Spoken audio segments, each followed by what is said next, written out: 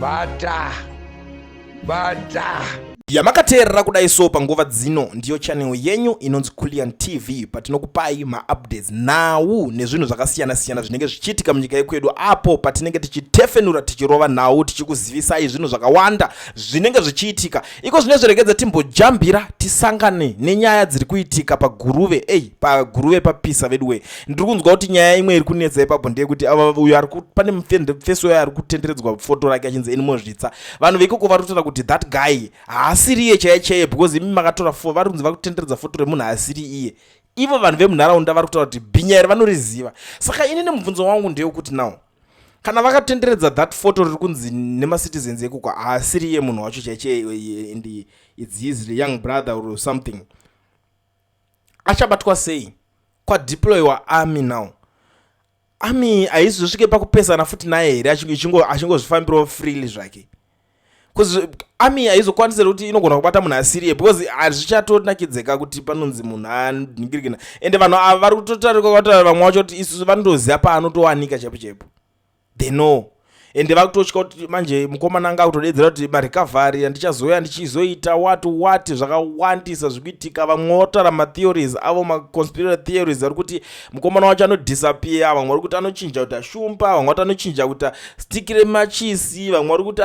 zvakawandisa zviri kutaurwa ipapapa vamwe vakati aiwa tinokwanisa kuenda ikoko tononokora tsoka yacho togadzira touita muteuro zvizhinji zviri kutaurwa hazvipere pamusoro pesituation yekuguruve maprofits nemaprofits n'anga vari kutova vanokwanisa kunge vachipinda ipapo but I don't know why vasati vapiwa opportunity kana kuti mukana wekuti vakwanise kunge vachiita se vachienda kunopedzerana nemunhu iyeyo but kutaura chokwadi paguruve izveso kutaura kwandiri kuzviita nemi pari kupisa because masoja atoripo paground vakatogadzirira kuti vakwanise kubata munhu but today I have a different update iripo yandiri kusangana nayo panapa iri kunzi Guruve murder update kuguruve kuri kupisa vedwe the ZRP confirms the arrest of 5 family members in connection with the murder of their relative John Chimasa Chaora 54 in Guruve. The suspects are Kelvin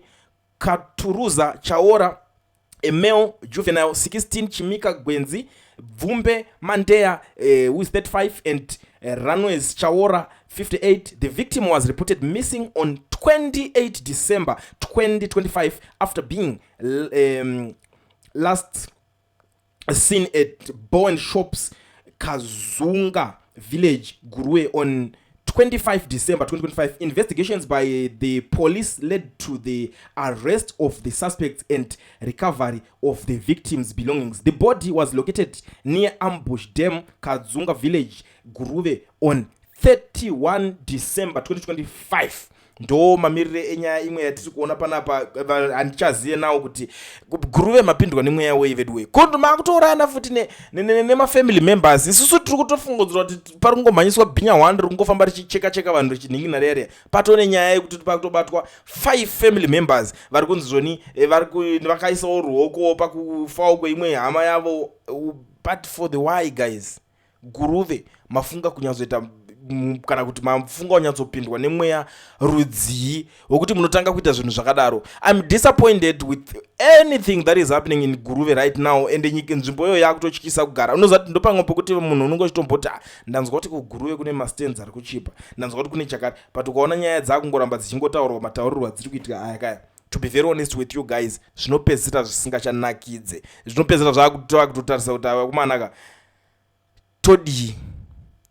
But thank goodness we are in 2026 zvinhu zvese zvikuratidza kuti zvakufamba correct zvinhu zvese zvapa right position even ZRP iri kupromisa kuti tichabata benzi sebenzi kuno vari kupromisa kuti vachaita basa semabatiro avanongoriita mazuva ese because hapasina time yekuita zvemafanis because vakanonoka unopedzera wakunzwa kuti monde dziya dzakutosvika pakujambirawo nemafamilies emapurisa because unenge uchigara munzvimbo imomoka unopedzera wakunzi family yako yazotobatanidzirwawo pazvinhu zvacho zvikatozorwadza but I'm sure they are trying their level best but chayanga kungonetsa kana ari nyaya emozvisa because ava muri kuona 5 vari kunzi vatobatwa vane zvavakatoita umwe womunhu wobva vanzi right ndima suspect uyai kunoku vavabatwa 1 na 1 but the main suspect ranetsa riya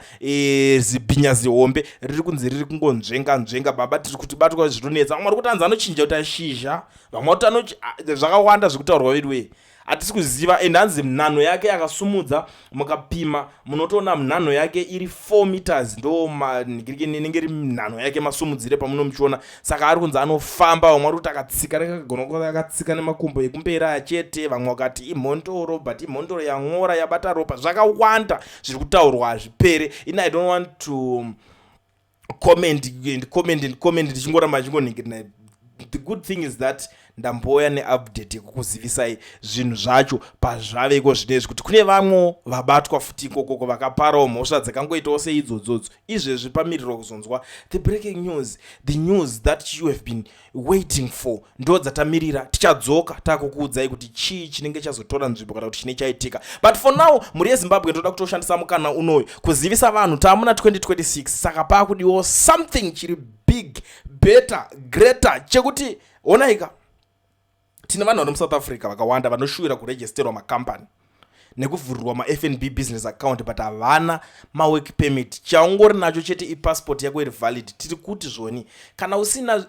work permit haisisiri problem, harisi dambudzikoba, nekuti pane company inonzi Education Research inotungamirirwa nana Mukoma Owen. Ndidzo shasha dzega ndo vanhu vavakukwanisa kukuitira zvinhu izvi. Ende chakanakira kushanda nevanhu ava vanokukwanisa kukuregistera company yako vari kwavari ikoko, iwewe uri kwauri ikoko. Saka tiri kuti chi contact them on the numbers that are showing on the flyer. Idzo dzandaisapo idzo, mubatsirwe navo nguva ichiripo. Musapedze nguva, musasaririre pane zvinhu zvakakosha kudai zviri kuitika. Saka garai mabata Mukoma Owen ve Education Research vakubatsirei, vakuitirei zvinhu zvinobuda, zvinhu zvinobudirira.